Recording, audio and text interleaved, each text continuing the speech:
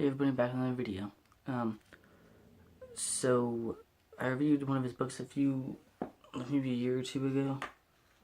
Let's see, maybe like a year, like about 2 years ago maybe.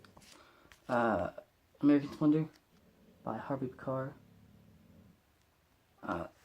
His books, or at least I've read this one. I haven't really read any of his other books, but my philosophy teacher told me to read his comics, and I really like his writing. I mean, it's really simple, of course, because it's just about his life. So it's not like it's like, the most groundbreaking story ever, but it's really good. So I read that. I plan on getting more. I tried to pick up some more with my Christmas money, but I couldn't really find much.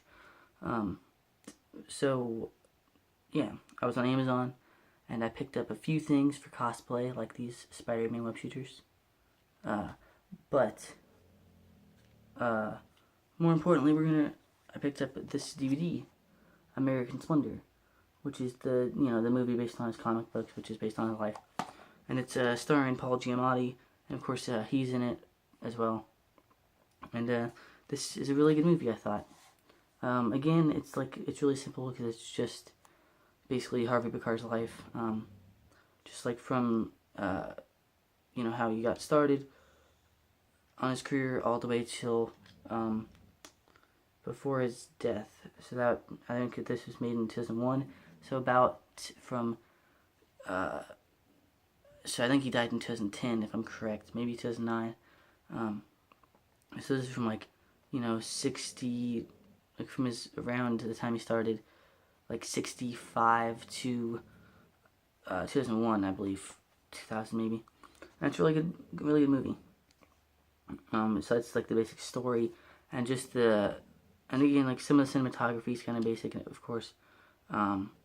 There's some but just the way that they shoot everything, if that makes sense, is really good, because it's it doesn't happen all the time, but it's just interesting as a movie, I thought, because it'll go from Paul Giamatti being Harvey Pekar, and then there will be some sort of cartoon in the background, he'll have a drawing as a background, or an animated version of Harvey Pekar pops up behind him, and is his inner monologue, or he'll have thought bubbles pop up,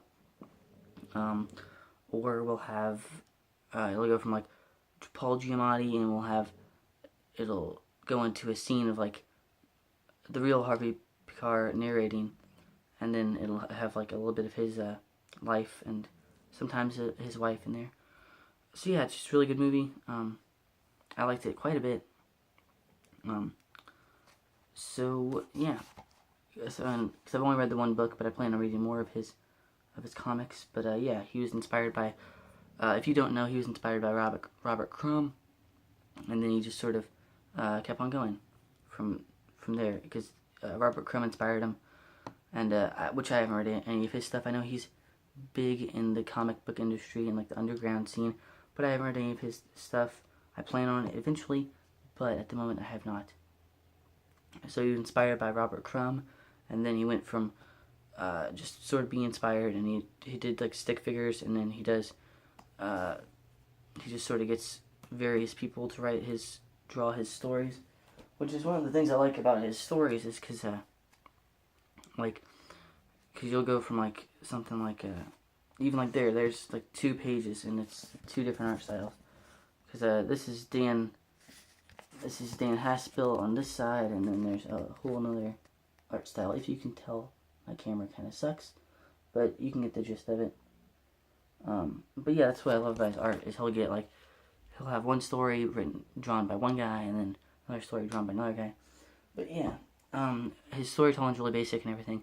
I think especially the movie, is really good. And again, it's kind of the way I write stuff, just sort of based on my life. So yeah, he inspires me a lot. But yeah, just the cinematography is great, and everything. It's not the most groundbreaking story or anything. It did win a few awards on the back, winner 2003 Grand Jury Prize Sundance Film Festival, and then the winner 2003 Cannes Film Festival International Critics Award. I don't know what that says actually on the back there, but yeah, it won 2 awards. So I'd give it a watch. I would give it a solid A. I liked it quite a bit. So yeah, thanks for watching. That's my review of American Splendor, the movie. And of course, if you haven't already, I would definitely check out the movie, and then of course any of his American Splendor books, if you can find them, because everything's just titled under American Splendor. And then he also has a book just illustrated by Dean Haspel called Quitter. So yeah, I would definitely pick either of these, because this is just another American Splendor Another Day. I tried to pick up some of the other anthologies and whatnot, but I cannot find anything like that. At least not like, at least on Amazon, because Amazon was like just like global shipping and stuff, so I couldn't really do that. So yeah, I'd give it a solid A. Give it a watch if you like comic books and you want to learn about the underground comic scene a little bit more. Also, you know, the comics, the movie, and maybe it'll get you interested in Robert Crumb if you're not already. So yeah, hopefully that deviates from the old superhero norm. So while we're on the subject, and I need a longer video than 6 minutes, so on to these web shooters, I guess.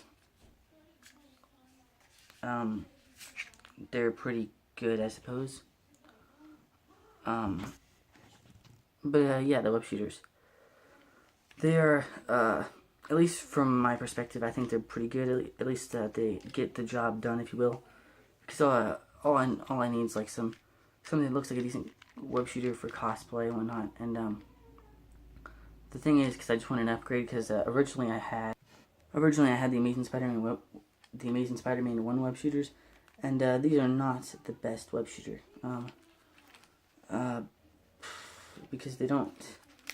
I mean, they're okay. Like, you can hook them to your costume if you're going for like a Ben Reilly sort of thing, but and they fit okay on the, like, they look okay, I guess, on the wrist, but then like they don't look anything like a web shooter. There's no trigger or anything, so it's just kind of like and I was at a comic book store and they did not know what they were. So if that tells you anything about the maybe the people running the store, or I'd go for the web shooter itself. But yeah, they come with like a little like rubbery web disc things, which I think is fine. You put like one right there and then one right there, and you put one right there and you pull a trigger and it shoots, which I think is fine. At least like if we're going for a kid thing. I don't know how to review kids toys because I'm not a kid, but I do remember being a kid and liking Spider-Man, and we had those like silly string web shooters, and those are fine. But I like these because again, like if you're a cosplayer, then like all I'm looking for is just like a good aesthetic web shooter, basically.